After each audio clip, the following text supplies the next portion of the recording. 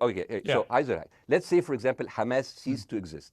Okay, do you hear me? Yes. Yeah, Hamas ceased to exist today. Now, right now, in Palestine, in West Bank and Gaza, 20% of Palestinians go through Israeli prison system, whether imprisonment, whether interrogation, whether torture. And the rest of them, they live a life of daily loss of land, of homes, of life, and they are suffocated by this. So let me ask you something. If you are a Palestinian living into these conditions for decades, would you sympathize with your oppressor or sympathize with the people who claim they resist them even if they are terrorists? I have made no secret that I think the conditions Palestinians have had to exist under are completely unacceptable. Yeah. I've said that for years. So the question then becomes, how do you forge peace between two warring parts of that region who for decades have approached peace, in my view, with mutual sledgehammers, with no actual desire to have peace? And I think it comes down in the end to great leadership.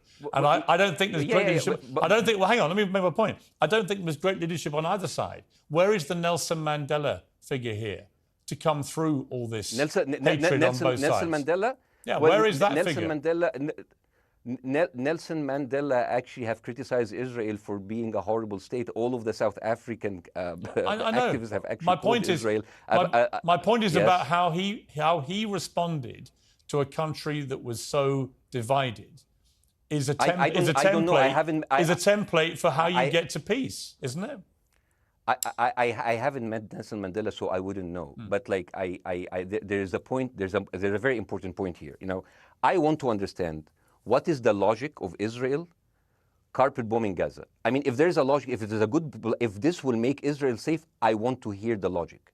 So if they continue bombing, what are they hoping to achieve? Well, I think we know what their stated aim is. Their stated aim is to eradicate and wipe out Hamas. They believe Hamas are living predominantly in northern Gaza. They also are aware they're living amongst civilians. So it's an incredibly difficult thing. As I said in my monologue, you know, it is very, very difficult to see how they do this without massive collateral damage. So if I can understand this correctly, basically Israel is doing this to pressure the Palestinian community in Gaza to turn against Hamas. Is that right? I'm sure that's part of it, yes. That's part of it. So this is exactly what terrorist organizations do, because terrorist organizations will have no chance beating a whole nation in battle. So they terrorize and they kill the civilians in order to spread fear and terror so they can turn against their government to change their policy or to resign. You have just compared Israel with ISIS. No, I haven't. I don't see any comparison between It's going to be the headlines tomorrow. Piers Morgan, Israel is ISIS. Only amongst people who weren't listening. The comparison, which is more apposite, is ISIS and Hamas. They are both nihilistic terror groups intent on killing as many Jewish people and others as they can possibly kill. And you can't get peace with people like that. Absolutely. You know what? I'm going to do something that nobody done on your television. You know what I'm going to do on your episode? I'm going to pretend that I'm an Israeli citizen.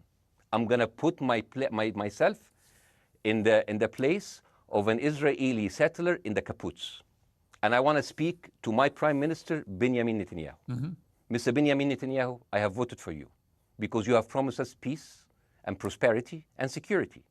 On the 7th of October, those son of bitches Hamas, they went into the fence that is regularly heavily guarded. Usually if there's like a dove that comes close to it, it will be shot.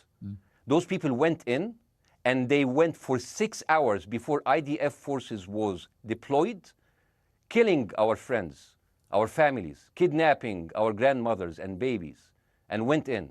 I want to ask you, Mr. Prime Minister, after you have fractured the Israeli community and you have fucked our courts, our Supreme Courts, what are you doing with the money being given to you, to the United States? Also, you are carpet bombing Gaza with absolutely no regard to our hostages, our people. I heard a rumor in the kibbutz that you're doing that you let that happen as an excuse to carpet bomb Gaza, so you push them into Sinai. And I didn't believe it. That's like, not my Prime Minister. He can never do that. And then I watched an interview for Danny Ayalon. He was your chief advisor. He was also the Israeli ambassador to the United States. And you know what he said, Mr. Prime Minister?